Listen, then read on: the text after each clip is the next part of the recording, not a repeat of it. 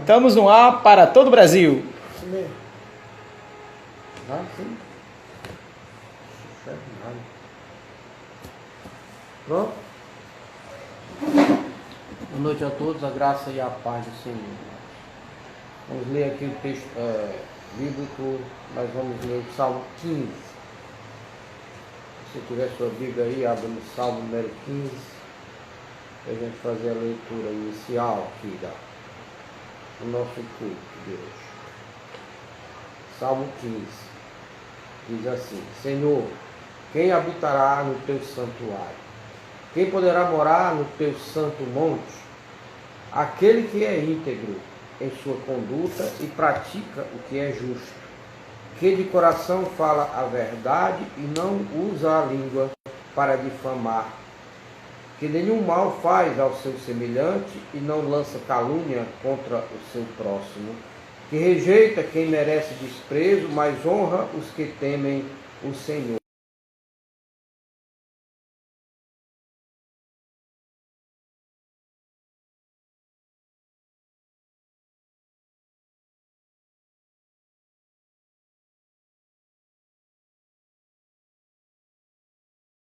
Santo e bendito, nós te louvamos, Senhor, e engrandecemos o teu nome. Também agradecemos a ti, meu Senhor, por mais um dia de vida que tu nos deu hoje, Senhor, e por essa oportunidade de podermos compartilhar, Senhor, com teus servos e servas a tua palavra santa.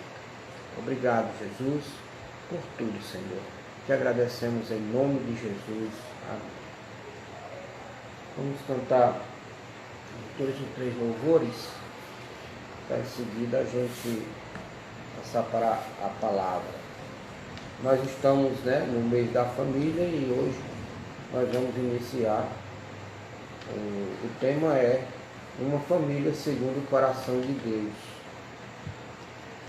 E nós vamos trabalhar esse tema durante este mês, tá certo? Então vamos aqui ver alguns hinos aqui. Eu não tenho aqui a harpa, não tenho aquele... A harpa cristã não está aqui, então estou pegando alguns hinos avulsos aqui.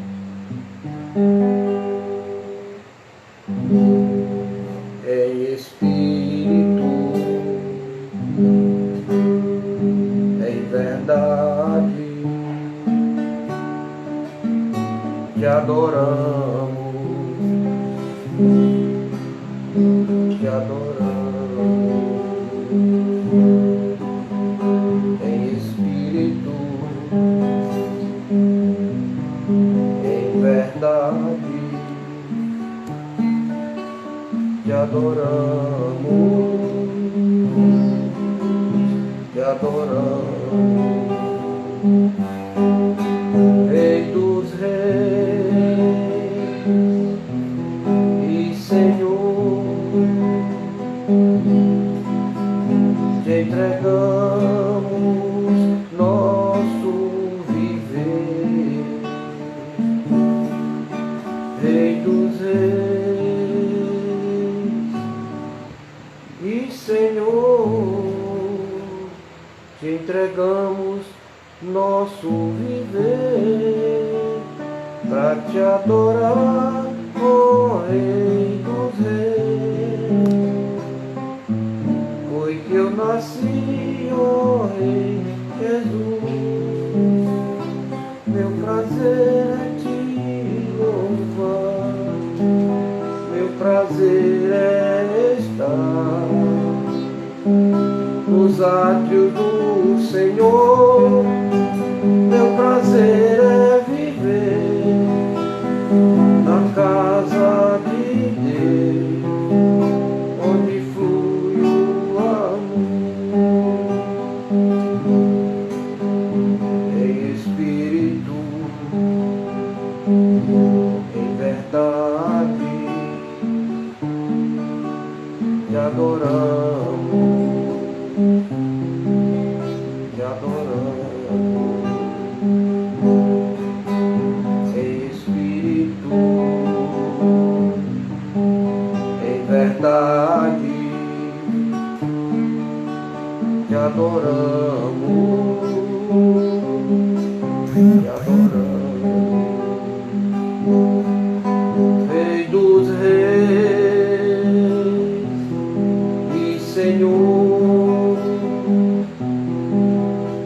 entregamos o nosso viver, Rei dos Reis e Senhor, te entregamos o nosso viver pra te adorar, ó Rei dos Reis. Foi que eu nasci, ó Rei Jesus, meu prazer é te louvar, meu prazer é estar nos átrios do Senhor, meu prazer é viver na casa de Deus, onde flui o amor.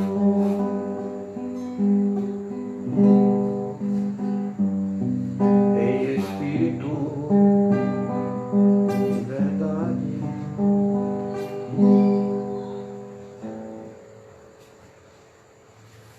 Agora vamos cantar vamos adorar com 545 da harpa.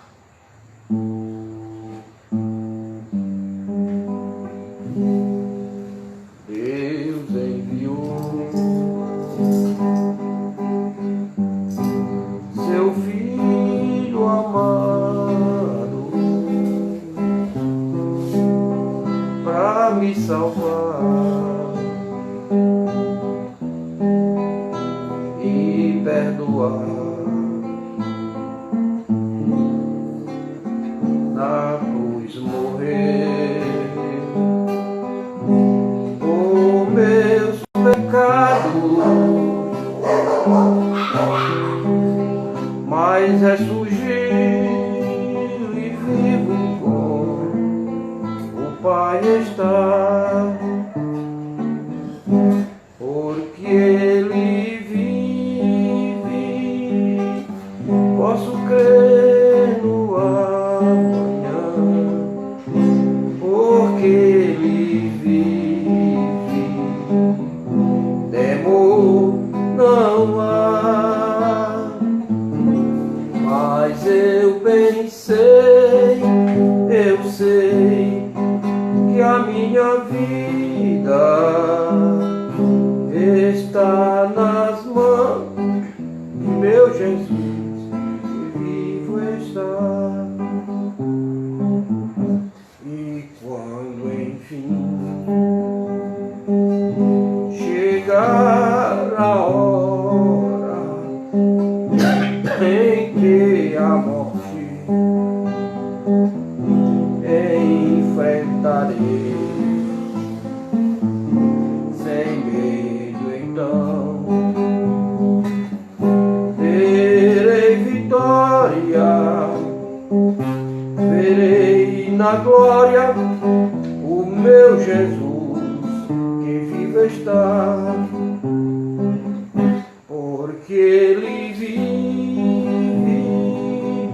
posso crer no amanhã, porque Ele vive,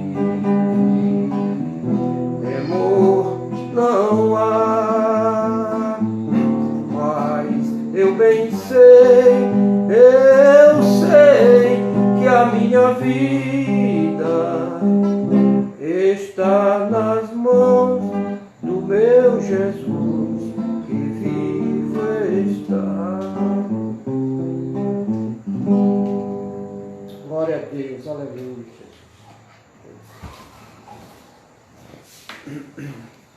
Louvado seja o nome de Deus.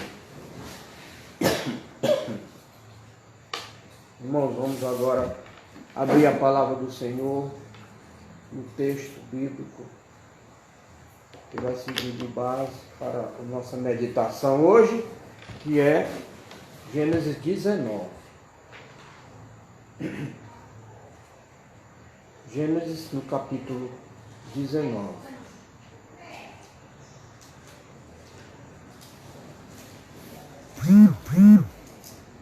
E os versículos de 24 até o 38.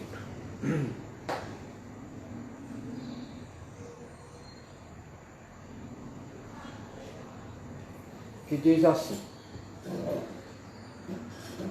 Então o Senhor, o próprio Senhor, fez chover do céu fogo e enxofre sobre Sodoma e Gomorra. Assim ele destruiu aquelas cidades e a vegetação. Mas a mulher de Ló olhou para trás e se transformou numa coluna de sal. Na manhã seguinte, Abraão se levantou e voltou ao lugar onde tinha estado diante do Senhor. E olhou para Sodoma e Gomorra, para toda a planície, e viu uma densa fumaça subindo da terra, como fumaça de uma fornalha. Tem condição não, o ventilador acaba comigo. Quando Deus arrasou as cidades da planície, lembrou-se de Abraão e tirou Ló do meio da catástrofe que destruiu as cidades aonde Ló vivia. Ló partiu de Zoar com suas 2 filhas e passou a viver nas montanhas, porque tinha medo de permanecer em Zoar. Ele e suas 2 filhas ficaram morando numa caverna. Um dia, a filha mais velha disse à mais jovem: Nosso pai já está velho e não há homens nas redondezas que nos possam, segundo o costume de toda a terra, que nos possuam segundo o costume de toda a terra. Vamos dar vinho a nosso pai e então nos deitaremos com ele para preservar a sua linhagem.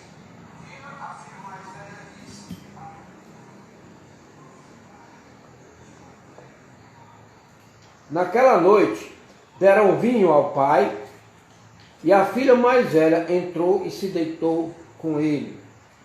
E ele não percebeu quando ela se deitou, nem quando se levantou.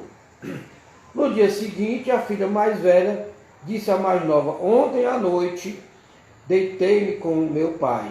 Vamos dar-lhe vinho também esta noite, e você se deitará com ele, para que preservemos a linhagem do nosso pai. Então, outra vez deram vinho ao pai naquela noite, e a mais nova foi e se deitou com ele. E ele não percebeu quando ela se deitou, nem quando se levantou. Assim, as 2 filhas de Ló engravidaram do próprio pai. A mais velha teve um filho e deu-lhe o nome de Moabe. Este é o pai dos moabitas de hoje. E a mais nova também teve um filho e deu-lhe o nome de Ben-Ami. E este é o pai dos amonitas de hoje. Senhor bendito, santo é o teu nome, Jesus. Aqui está a tua palavra e aqui estamos nós diante de ti.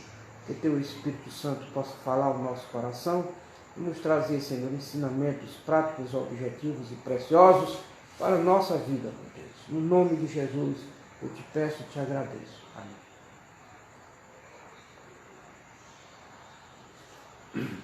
Irmãos, obviamente que nós estamos falando, vamos falar de uma família segundo o coração de Deus. Já deu para perceber que o exemplo que nós vimos aqui na Bíblia não é um bom exemplo. Essa família não tem nada de uma família segundo o coração de Deus. É a família de Ló. Agora eu queria dizer para os irmãos e para as irmãs que não existe nenhuma família perfeita. Não. Todas as famílias têm problemas. Não existe família que seja totalmente isenta de problemas e dificuldades. É claro que existem algumas famílias que conseguem ser mais ajustadas do que outras, mas nenhuma delas é perfeita. Sabe por quê? Porque as famílias são constituídas por seres humanos. E só existe uma pessoa perfeita no universo, que é o Senhor, o Deus Todo-Poderoso, Jesus e o Espírito Santo. Às vezes a gente se engana, vendo uma família aparentemente muito direitinha, tudo nos conforme, né? Mas A beleza exterior, ela não é parâmetro para se saber o que tem por trás daquilo. Então, aparentemente, uma família, na igreja, tudo bonitinho, tudo direitinho, mas no fundo, por dentro, tem algo desagradável, tem algo que desagrada ao Senhor, né? Ela pode ser aparentemente saudável, perfeita, mas quando a gente começa a conviver com as pessoas, vai descobrir que existem problemas também. Problemas iguais ao da nossa família, ou diferentes, né? Mas existem problemas. Em todo lar, em todos os lares existem discussões, existe crise financeira, existe problema de todo tipo, rebeldia da parte dos filhos, e todas as outras situações que conspiram contra a saúde da família, não é? E tem um camarada que é muito interessado nisso, que é o diabo. Ele quer a todo custo destruir a família.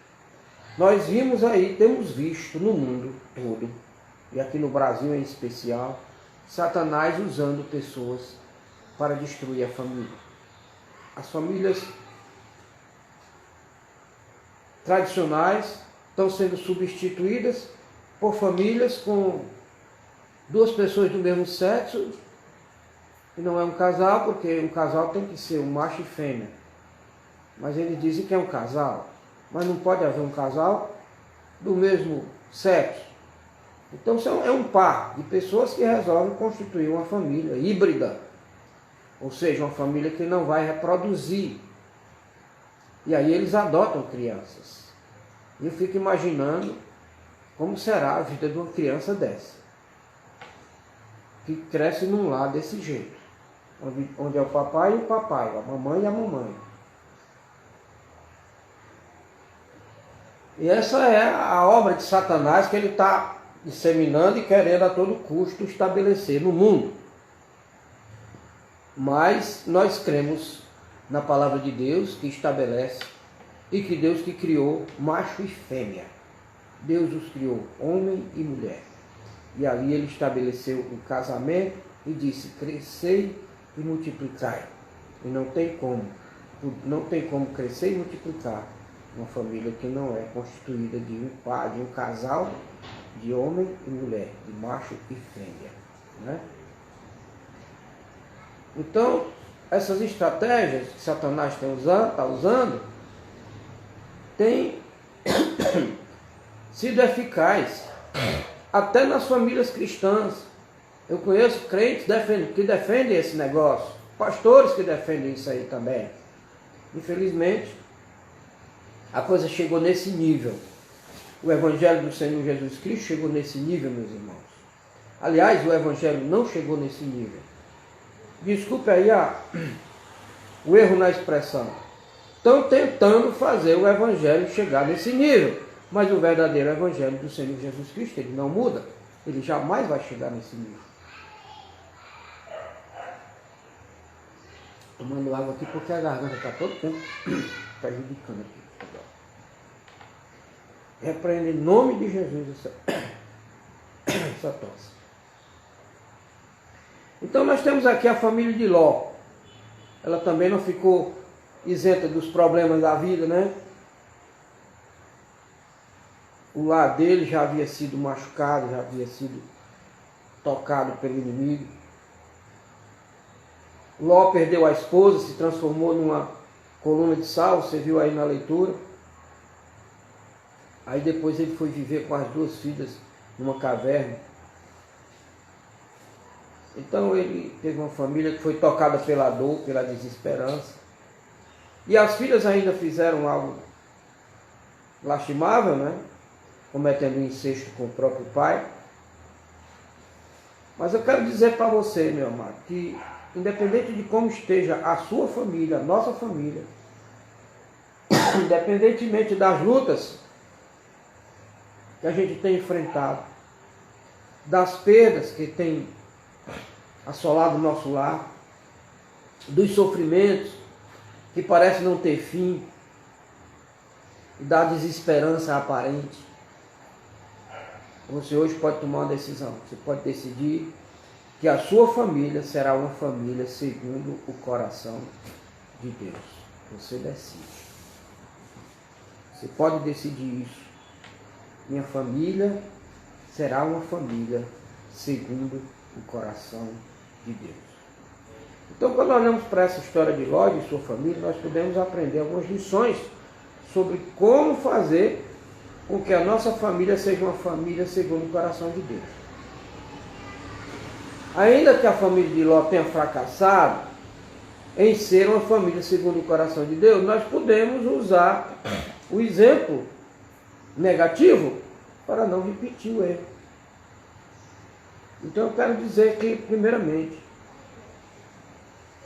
para você ter uma família segundo o coração de Deus, você tem que decidir viver, aliás, não viver os valores corrompidos da sociedade moderna. Você quer ter uma família segundo o coração de Deus? Então você decide não viver esses valores da sociedade moderna que estão corrompidos, totalmente corrompidos. Esse é o primeiro ponto. A família de Ló, como eu já disse, não foi uma família segundo o coração de Deus, porque tinha dentro de casa um sacerdote corrompido pela influência do mundo onde ele vivia, da cidade de Sodoma e de Gomorra. E aí vem a pergunta: eu e você, como sacerdotes, nós estamos sendo fiéis ao Senhor e à sua palavra? Nós estamos sendo honestos e obedientes à palavra do Senhor? Ou nós estamos nos deixando corromper pela influência deste mundo de hoje, no qual nós vivemos? Essa é a questão. Veja bem, no versículo 14 do capítulo 19, diz assim: então saiu Ló e falou a seus genros, aos que haviam de tomar suas filhas. Naquele tempo, elas ainda não tinham se casado, né? Mas ele já era considerado genros. Era assim que funcionava. Existia aí um período de noivado, onde os casais se conheciam, mas aí já se considerava como genro, né? Já se considerava como marido, embora não fosse ainda não tivesse, o casamento ainda não tivesse sido confirmado, né? Concretizado. Ele disse: levantai-vos, disse para os genros, levantai-vos e saí deste lugar, porque o Senhor há de destruir a cidade. Foi dito, porém, por um homem que não tinha credibilidade, né? Ele foi tido como um zombador aos olhos de seus genros. Então, eles não acreditaram. Irmãos, há uma coisa muito séria que nós precisamos entender. E nós precisamos praticar na nossa vida, é a verdade. Se você é uma pessoa verdadeira, você não precisa jurar, você não precisa de testemunho. No que você disser, a sua palavra é suficiente. Se você for uma pessoa verdadeira, as pessoas vão acreditar. Mas se o camarada é pego na mentira, de vez em quando pego na mentira, ele pode dizer a maior verdade do mundo, sempre haverá pessoas que vão duvidar daquilo. Porque a minha mãe costumava dizer, né, quem disso usa, disso cuida. E é verdade. Portanto, nós precisamos, meus amados, pedir ao Senhor que nos ajude a sermos verdadeiros. Que a nossa palavra seja uma só, como Jesus Cristo falou, sim, sim, não, não. Né? Agora eu me lembrei do Fernando, meu neto, Fernandinho. Eu já ensinei eles, conhecem as chaves, quase tudo. Chave de fenda, chave de grife, chave de estrela. Aí eu estava lá na Liana, precisava colocar um negócio lá no fogão, precisava de uma chave de estrela eu mandei ele vir pegar. Aí a Bia veio com ele, quando ele chegou na caixa de ferramenta, ele tirou a chave e disse, é essa aqui. Aí a Bia disse assim para ele, tem certeza que essa aí é a chave de estrela que o vô pediu? Ele disse, tu está duvidando da minha palavra, é? Quer dizer, quando a pessoa é verdadeira, ninguém duvida da palavra dessa pessoa.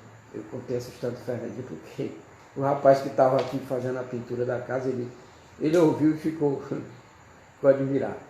Então, queridos, a dureza do coração daqueles dois genros de Ló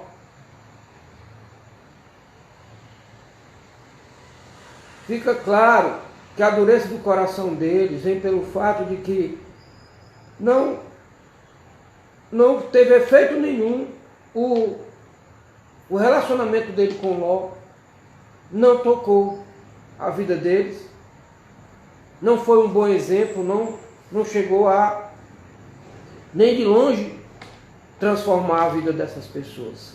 É outra lição importante. Nós temos que viver a nossa vida de propósito, propositalmente, tentando fazer com que as pessoas, ao olharem para a nossa vida, elas possam ser transformadas, elas possam melhorar, elas possam querer ser parecido conosco. Mas se a vida da gente for uma negação, as pessoas vão viver também uma vida negativa.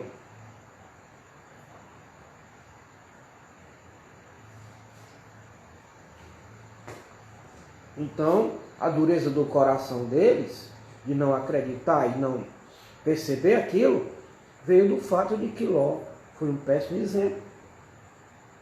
Ló jamais os exortou, com certeza Ló nunca pregou para eles, né? Parece que o Ló estava muito satisfeito lá vivendo entre o povo daquela cidade, entre os ímpios, de maneira tal que o testemunho dele não possuía credibilidade nenhuma.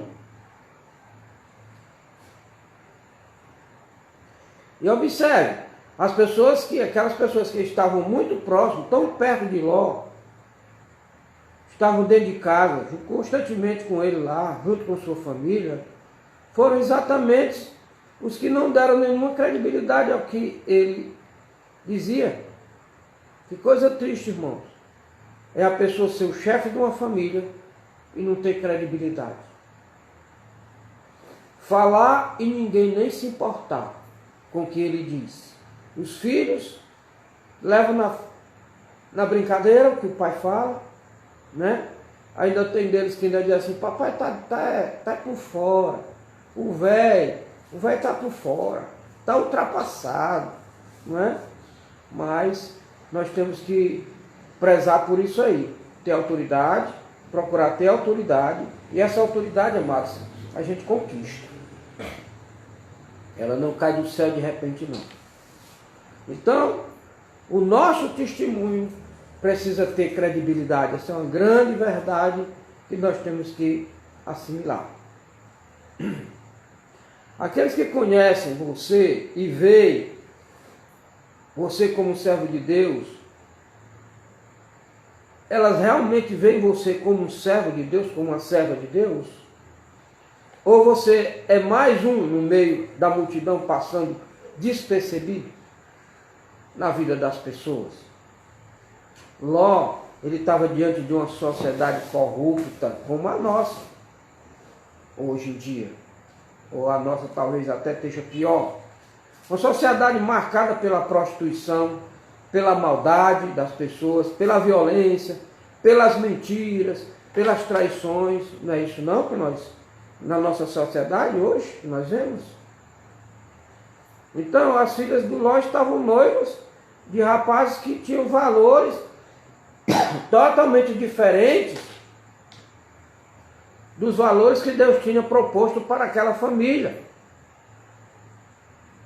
E Ló estava tão comprometido com esses valores da sociedade corrupta, não é? Que ele vivia, que quando ele fez aquela afirmação, ninguém acreditou. Então o que aconteceu? Ló permitiu que aquele ambiente moldasse o caráter dele, transformasse o caráter dele para pior. E é nisso, irmão, que a igreja hoje está desviada. A igreja de Jesus Cristo hoje está desviada. Porque o caráter cristão praticamente sumiu. E as igrejas, e a igreja do Senhor, de forma geral, está assimilando os padrões do mundo. Os padrões do mundo estão sendo absorvidos pela igreja de Jesus. E eu fico pensando, meu Deus, se Jesus voltar do jeito que está a situação, será que vai alguém subir? Será que tem alguma igreja? Eu acredito que sim, porque a palavra de Deus diz que sempre há um remanescente fiel. E algumas pessoas, ainda algumas igrejas, pode ser que é provável que seja arrebatada mesmo. Mas se o Senhor não fizer uma grande transformação, uma grande mudança, começando pelos líderes, pelos pastores, provavelmente, irmãos, esse desvio vai ficando cada vez mais longe do Senhor.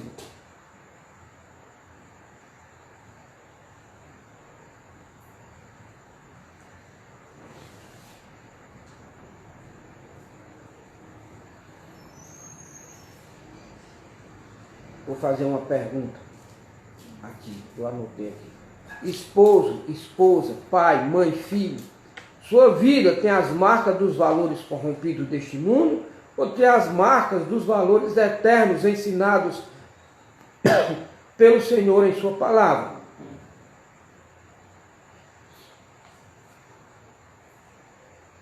Vou perguntar de novo. Meu irmão, você que é esposo, você que é esposa, pai, mãe, filho, suas vidas têm as marcas dos valores corrompidos deste século ou têm as marcas dos valores eternos ensinados por Jesus em sua palavra? Suas escolhas e suas atitudes, o seu comportamento revelam uma vida mais parecida com o mundo ou mais parecida com Jesus Cristo? Se você deseja fazer da sua família, meu amado, uma família segundo o coração de Deus, você vai precisar viver uma vida que não se conforma com os valores dessa sociedade moderna.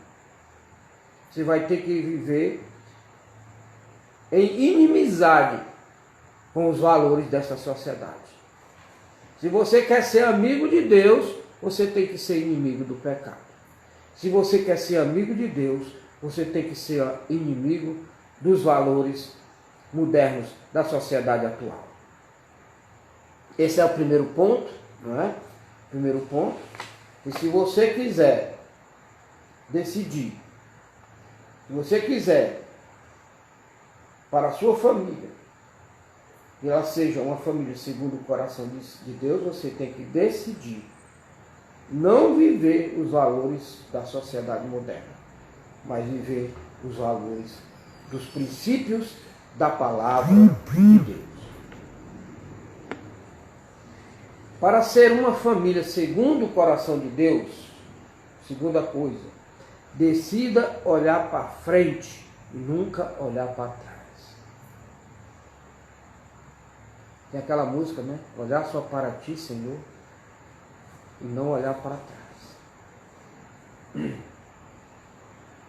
Então, como a família de Ló não foi uma família segundo o coração de Deus, porque nela tinha pessoas que ainda estavam presas ao passado.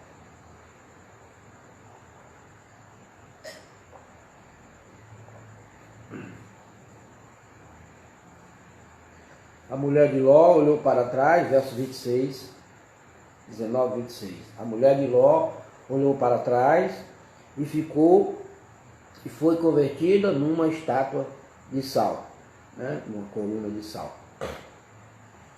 Então a esposa de Ló olhou para a cidade que estava em chamas, ou seja, ela estava apegada ao seu passado. Ela não estava preparada para abandonar aquele passado para deixar tudo para trás. No entanto, tudo que diz respeito a Sodoma e Gomorra do passado, da nossa história, precisa ficar para trás. O que tem na Sodoma e Gomorra da nossa vida passada que ainda está presente, que a gente ainda olha com saudade? Existe alguma coisa que eu e você ainda temos lembrança, e uma lembrança saudosa? A lembrança sempre a gente vai ter, porque a gente não vai ser acometido de uma amnésia. Sempre vamos nos lembrar do nosso passado. Mas a questão aqui é a maneira como nós vamos lembrar. Nós vamos lembrar desse passado simplesmente como uma lembrança, ou nós vamos lembrar com nostalgia? Nós vamos lembrar do nosso passado pecaminoso, não é? Fazer como disse um certo cidadão, um irmão que estava fazendo um testemunho, estava dando um testemunho, né? Falando da vida pregressa dele, das maldades que ele fez, de toda a ruína, de toda a desgraça que foi a vida dele. Aí ele deixou escapar, tempo bom aquele. Quer dizer, foi mal, né? Ter dito isso foi mal, mas talvez ele não queria dizer isso, mas acabou soltando. Tempo bom aquele. Tempo bom coisa nenhuma. O tempo bom é o de hoje, na presença do Senhor, vivendo uma vida feliz, abençoada, livre de todo medo. Se não fosse o Senhor Jesus, as pessoas que não têm o Senhor Jesus, com essa situação aí dessa virose, estão tudo desesperadas. E nós não, nós só rimos para o futuro. Nós sabemos que o Senhor está conosco. Então não tem negócio de ficar assustado, nem com medo, nem com trauma de coisa alguma, porque sabemos que teremos a vitória. A vitória é garantida, né? Então, a nossa história também, existe uma Sodoma e Gomorra no nosso passado. E nós precisamos deixar totalmente para trás.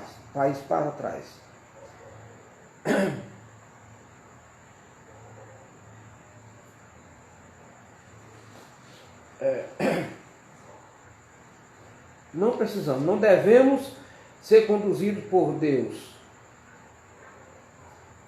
para outro lugar. Não, jamais o Senhor vai nos levar para outro lugar. A nós é que podemos ir para outro lugar se ainda continuarmos cativos a essas coisas do passado, as lembranças da nossa Sodoma e Gomorra. A nossa família não será transportada para outro nível espiritual, para ser uma família segundo o coração de Deus, enquanto tiver membros ainda presos às perversões, às imoralidades, aos desvios sexuais, aos abusos, traições do passado, que constantemente nos faz olhar para trás. Se Deus fez com que nossa família deixasse Sodoma e Gomorra, é porque Ele deseja nos conduzir a um novo ambiente, a um novo lugar. E se Deus está nos conduzindo, junto com a nossa família, para um novo lugar, então precisamos parar de ficar remoendo as coisas do passado, as dores do passado. Decida olhar para frente, não olhar para trás. Certa vez um homem muito inteligente disse que quem quer compreender a vida deve olhar para trás, mas quem quer vencer na vida deve sempre olhar para frente. Em relação à nossa família, vez por outra, nós precisamos olhar o passado para reconhecer que caminhamos juntos e conquistamos muitas coisas. Quantos desafios, amados, foram ultrapassados? Quantas lutas nós vencemos? Algumas lágrimas, é verdade, choramos, mas a nossa história de vida é uma história de vitória, meu amado. Há momentos que nós precisamos tirar nossos olhos do passado. Se você olhar para o seu passado, que seja para agradecer a Deus pelas conquistas e pelas vitórias, principalmente na questão espiritual. E nós precisamos tirar os nossos olhos do passado, principalmente quando o passado vive remoendo dentro de nós o que o outro fez de errado conosco, por exemplo. Amados, tem gente que continua ainda preso a esse tipo de coisa. Não consegue esquecer coisas que aconteceram na infância. Problemas com pai, com mãe. Tem gente que tem problemas ainda hoje de coisas que aconteceram na infância, com colegas na escola. Aquela história dos bullying. Irmãos, não podemos deixar isso acontecer. Precisamos nos libertar dessas coisas. Se alguém lhe maltratou no passado, esqueça, perdoe. Porque há pessoas que ainda estão vivendo os dramas do passado, no presente, nas suas vidas atualmente. Vença o passado, ajuste o presente e olhe para o futuro, na certeza de que Deus tem algo grande para realizar na sua vida, através da sua vida também. Amém? Então qual foi o problema da mulher de Ló? O problema da mulher de Ló foi que ela olhou para trás na hora errada. No momento em que ela era para olhar para frente, ela olhou para trás. Ela escolheu olhar para trás quando deveria ter olhado para frente. Resultado, virou uma estátua de sal. E o mais interessante, meus amados, disso é que ela foi avisada para não olhar para trás. Versos 15 e 17. E aqui eu aprendo uma lição muito importante. Preciosa lição. Jamais olhe para trás quando Deus mandou você olhar para frente, meu irmão.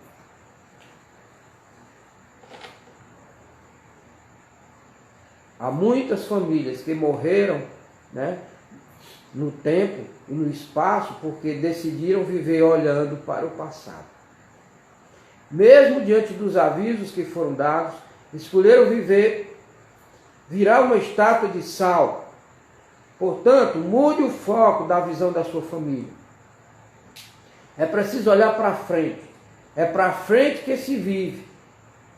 É para frente que se constrói. É para frente que se continua escrevendo uma história que vai terminar com um final maravilhoso. Casamentos afundam quando um dos cônjuges só vive do passado. Famílias afundam quando vivem o presente presas no passado, sem perspectiva, sem esperança de um futuro melhor.